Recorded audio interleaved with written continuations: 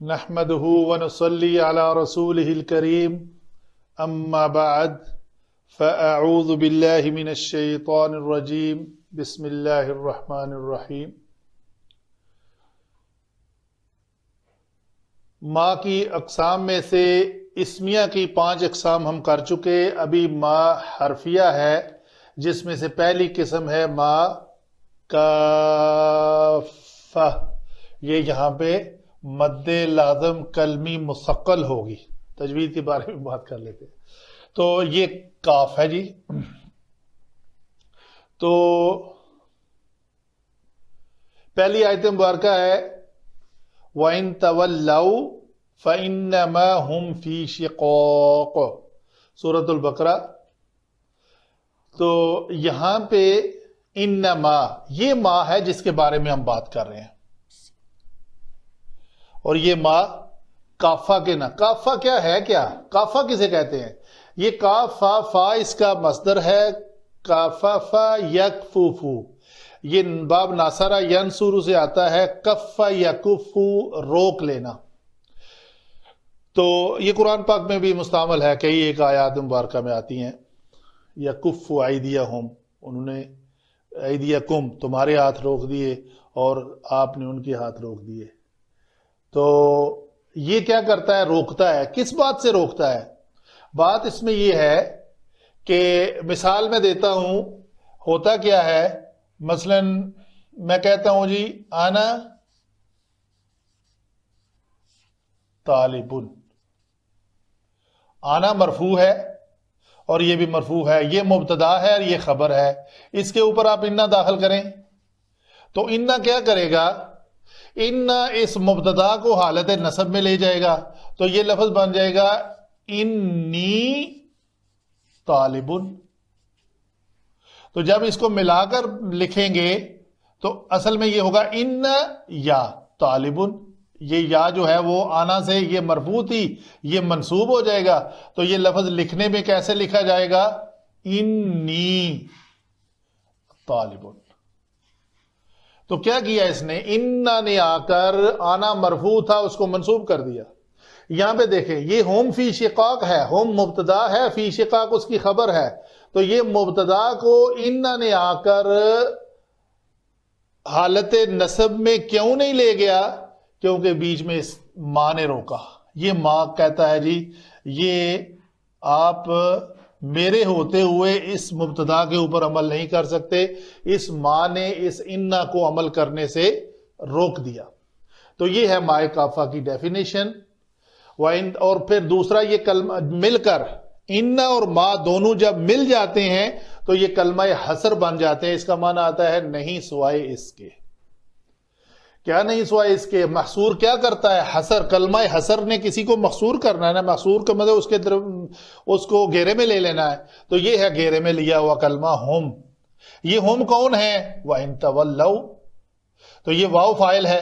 اگر وہ منہ پھیر لیں گے، اگر وہ اس سے منہ پھیریں تو کھلی بات ہے کہ وہ ہٹ درمی پہ پڑ گئے ہیں. تو کون ہٹ درمی پہ پڑ گئے؟ صرف اور صرف منہ پھیرنے والے. منہ پھیرنے والوں کا گروہ جو ہے اس کو اکٹھا کر کے اس کو محصور کر لو، دائرہ لگا دو. اس کے نہ پھیرنے والے نہ اس کے اندر جا سکتے ہیں اور پھیرنے والے نہ باہر آ سکتے ہیں. یہ نہیں ہو سکتا کہ منہ پھیرا ہے انہوں نے تو ہم کہیں کہ انہوں نے منہ نہیں پھیرا، یا کسی نے منہ نہیں پھیرا تو ہم کہیں اس نے منہ پھیر لیا. نہیں، جو تولو کرے گا وہی ہوم بنے گا. تو یہ انما جو ہے یہ ہوم کے گرد ایک دائرہ لگاتا ہے کہ بھائی یہی لوگ ہیں صرف اپنی ہٹ درمی پہ پڑے ہوئے، ہوم فی شقاق.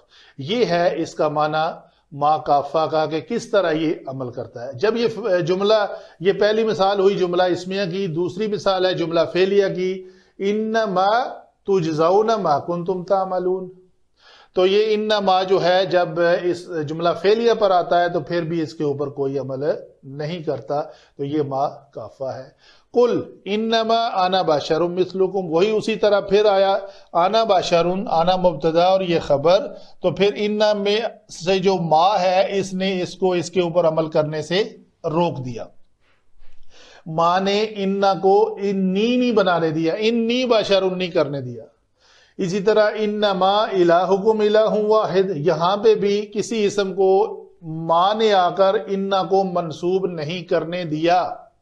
تو یہ ہے ماں کا معنی مائے کافہ، جو آپ نے علم صرف کے مطابق اس کو جان لیا. یہ پہلی قسم ہے جی ماں کافہ. آگے دوسری کی طرف چلتے ہیں جی آگے چلتے ہیں جی. دوسری قسم ہے ما حرفیہ میں سے ما الحجازیہ بمعنی النفی. یہ کیسے آتی ہے جی؟ یہ جملہ اسمیہ پر بھی داخل ہوتی ہے اور پھر جملہ فعلیہ پر بھی داخل ہوتی ہے. تو یہ جب جملہ فعلیہ میں فعل ماضی پہ داخل ہوتی ہے وما ظلمونا، تو یہ ما نافیہ ہے. یہ ما جو ہے وہ نفی کے، نہیں ظلم کیا انہوں نے ہمارے اوپر، ولیکن تو نہیں کیا تو پھر کیا کیا؟ حرف استدراک ہے جو بعد والی آیت اس کو بتا رہی ہے، کانوا انفسہم یظلمون، وہ تو اپنے ہی اوپر ظلم کرنے والے تھے. دوسری آیت جو ہے وہ پھر پہلا جز اس کا فعل ماضی ہے، تابعہ تابعہ تابعو، یہ ما جو ہے ما نفی ہوگا، اور اس کے بعد والا ما جو ہے یہ ما جملہ اسمیہ پر داخل ہو کر اور کیا کرتا ہے؟ اپنی خبر کے اوپر ایک با لے کے آتا ہے. ما انت بتابعین، بتابعین، تو یہ اس جملے میں نفی میں اصرار پیدا کرتا ہے. ذرا اس میں جیسے لن آ کر فعل مضارع میں مستقبل میں نفی کی تاکید پیدا کرتا ہے، اسی طرح یہ ما بھی جملہ اسمیہ پر داخل ہو کر اس کو وما ہم بمؤمنین، یقیناً وہ مومن نہیں ہے. تو نہ ہونے میں ایک جملہ اسمیہ ہو تو اس میں تاکید پیدا کرنی ہو تو وہ ما کے ذریعے آتی ہے اور اس کی خبر کو حالت جر میں لے جاتی ہے با کے ذریعے، با حرف جارہ کے ذریعے. تو یہ جو ما ہے یہ ہے نافیہ. ما حجازیہ ما نفی کو کہتے ہیں کہ نفی کر رہا ہے. وما بعدهم بتابع قبلۃ بعد، تو اس میں بھی کوئی شک نہیں، ممکن نہیں ہے کہ یہ تمہارے قبلے کی پیروی کرنے لگیں. یہ آیت کا شروع تھا اور یہاں کا ترجمہ یہ ہے ان میں سے کوئی گروہ بھی دوسرے کے قبلے کی پیروی کے لیے تیار نہیں ہے. وما بعدهم بتابع، یہ بعد و مبتدا اور اس کی خبر کو یہ با حرف جر کے ذریعے جار مجرور بنا دیا، کس نے؟ اس ما نے آ کر اس میں نفی پیدا کر دی. تو یہ اس طرح جو ما آتا ہے یہ ما حجازیہ اس کو کہتے ہیں اور یہ نفی کے معنی میں دیتا ہے. یہ جملہ اسمیہ پر بھی داخل ہوتا ہے اور جملہ فعلیہ پر بھی داخل ہوتا ہے. آگے چلتے ہیں جی تیسری قسم کی طرف. تیسری قسم ہے ما مصدریہ حرفیہ ہے. یہ ما الفعل بعدہ بتعویل مصدر، یہ کسی فعل پر داخل ہوتا ہے اور اس کو مصدر کے معنی میں لے جاتا ہے. تو یہ ما جو ہے یہ ہے حرف تشبیہ. تو ما جو ہے فعل کے اوپر داخل ہوا، فعل ماضی ہے ارسلت ارسلنا، تو اس ما نے کیا کیا آ کر؟ جس طرح ہم نے تمہارے درمیان خود تم میں سے ایک رسول بھیجا. ٹھیک ہے جی. تو اگر کاف حرف تشبیہ ہے تو حرف تشبیہ جو حرف جارہ ہوتا ہے اس کے بعد تو کوئی اسم آتا ہے، تو یہاں فعل آ رہا ہے. تو ہو کیا رہا ہے؟ یہ ما جمع ارسلنا فیکم، یہ فیکم ہے، اس کو آپ چھوڑ دیں. تو یہ ما جمع ارسلنا جو ہو رہا ہے یہ کا ارسالنا، ارسال یہ لفظ بن جائے گا افعال کے وزن پہ.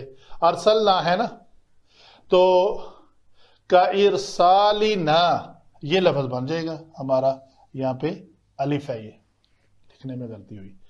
تو یہ کیا ہوا؟ کا ہمارا بھیجنے، ہمارا بھیجنے کی طرح، فیکم تم میں، رسولا منکم تمہارے ہی جیسا ایک تم میں سے ہی رسول. ایک مثال لیتا ہوں دوسری، بما کانوا یکفرون. یہ آیت نمبر 70 ہے سورۃ الانعام کی. تو لکھتے ہیں اس کو، بما کانوا یکفرون.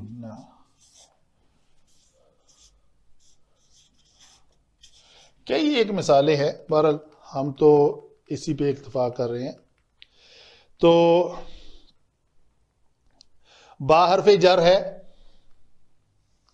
یہ ما کو ہم نے کہا مصدریہ. ما مصدریہ کے بعد ایک فعل آ رہا ہے یکفرون. ٹھیک ہے، تو اس ما نے، یہ یکفرون کون سا صیغہ ہے؟ یہ جمع مذکر غائب کا صیغہ ہے. تو اس غائب کے لیے ہوم ضمیر استعمال ہوگی. یہ با حرف جارہ ہے، تو یہ ما جمع یکفرون. اچھا، پہلے کانو لے لیں. کانو جمع مضارع از اکول ٹو ماضی، تو یہ ماضی استمراری بن جائے گا. بی کفر، ما جمع فعل، یہ کس معنی میں آ جائے گا؟ کفر کے معنی میں، جو مصدر ہے. تو چونکہ یہ جمع مذکر غائب کا صیغہ تھا، بکفرہم، تو یہ لفظ بن جائے گا. اس کی جو ما مصدریہ جب فعل پر داخل ہوتا ہے تو وہ اس کا کس شکل میں وہ اس کو مصدری معنی میں لے جاتا ہے، وہ میں نے آپ کو ایکسپلین کر دیا. کئی اور مثالیں بھی ہیں جہاں بھی یہ ما مصدریہ استعمال ہوگا. کما خلقناکم اول مرہ، یہ ما بھی مصدریہ ہے. تخلیقنا اول مرہ، یعنی ہماری پہلی بار تخلیق کی طرح. تو کئی مثالیں ہیں قرآن پاک میں، جو بندہ محنت کرے گا وہ اس کو سیکھ لے گا. یہ ہوئی جی تیسری قسم. آگے چلتے ہیں ہم چوتھی قسم کی طرف. جی، ما حرفیہ کی اقسام میں سے چوتھی قسم ہے بمعنی المدہ، مدت کے معنی میں. سورہ مریم کی پہلی آیت مبارکہ ہے وَجَعَلَنِي مُبَارَكًا أَيْنَمَا كُنْتُ وَأَوْصَانِي بِالصَّلَاةِ وَالزَّكَاةِ مَا دُمْتُ حَيًّا. تو یہ ما جو ہے، یہ اصل میں نا، یہ ما داما، یہ افعال ناقصہ میں سے ہے. تو یہ وہی ما ہے جو مدت کے معنی میں آتا ہے. تو یہاں پہ اس کا معنی جو ہے نا، جب تک کہ آئے گا میں زندہ ہوں، میں یعنی زندگی، میری زندگی تک. تو یہ جب تک کے معنی میں آتا ہے ما. نہ یہ مصدریہ ہے، یا نہ یہ نافیہ ہے، نہ یہ موصولہ ہے. تو یہاں پہ اس کا معنی جو ہے وہ اس شکل میں آئے گا.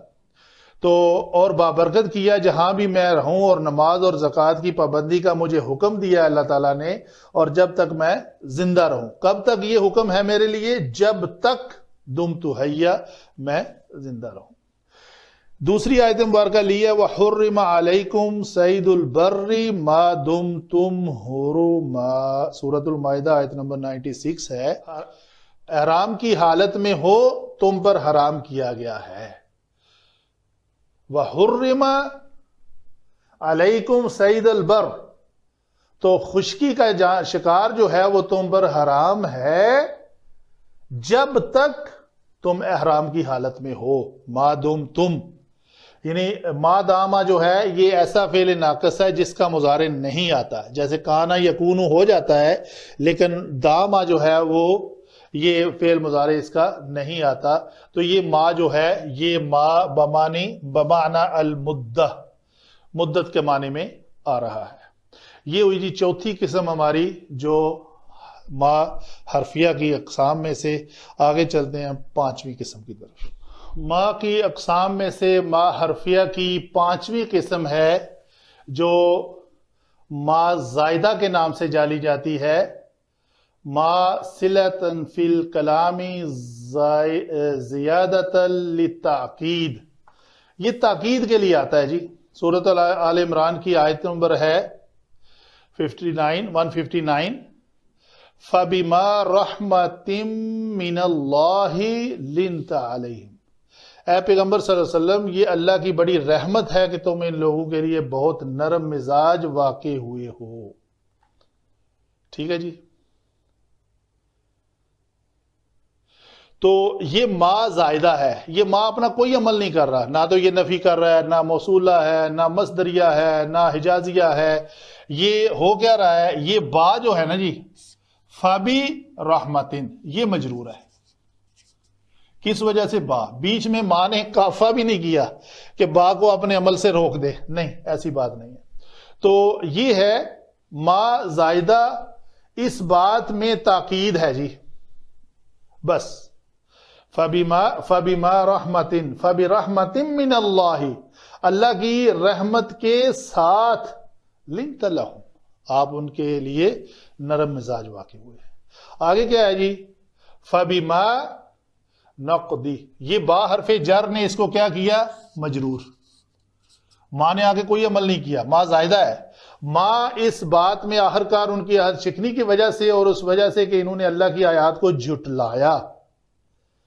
ٹھیک ہے جی، یہ فَبِنَقْضِهِمْ مِيثَاقَهُمْ، تو انہوں نے اپنے عہد شکنی کی وجہ سے، اور کس وجہ سے؟ کفرہم بآیات اللہ، اللہ کی آیات کو جھٹلانے کی وجہ سے، وقتلہم الانبیاء بغیر حق، اور متعدد انبیاء کو ناحق قتل کرنے کی وجہ سے، وقولہم قلوبنا غلف، اور یہ کہنے کی وجہ سے کہ ہمارے دل غلافوں میں محفوظ ہیں۔ تو یہ آیت ہے جس کا سورۃ النساء کی آیت نمبر 155 ہے، تو ہمارا تعلق ہے فَبِمَا نَقْضِهِمْ۔ آگے قلیلا ما تشکرون، مگر تم کم ہی شکر ادا کرتے ہو۔ اس ما میں بھی یہ ما جو ہے علماء لکھتے ہیں قلیلا تشکرون، تم کم شکر ادا کرتے ہو، تو یہ ما جو ہے، ما یہاں پہ زائدہ ہے اور یہ معنی میں تاکید پیدا کر رہا ہے۔ اس حوالے سے ہم دیکھ لیتے ہیں یہ مصنف جو ہیں وہ کیا کہتے ہیں، ما صلہ زائدہ شکرن قلیلا تشکرون، تو یہ ما زائدہ ہے، قلیلا تشکرون کے اندر یہ تاکید پیدا کر رہا ہے کہ تم کم ہی شکر کرتے ہو۔ ما تنوین کی وجہ سے اس ما کے اوپر تشدید آئی ہوئی ہے، تنوین کے بعد یرملون میں سے ما ہے تو یہ تجوید کی تشدید ہے، ادروائز یہ ما زائدہ ہی ہے جو تاکید کے لیے آیا ہے۔ یہ ہوئی جی ہماری 5 اقسام جو حرفیہ ہیں، پہلے ہم اسمیہ بیان کر چکے، تو یہ حرفیہ ہیں۔ جزاک اللہ خیر، وما علینا الا البلاغ المبین۔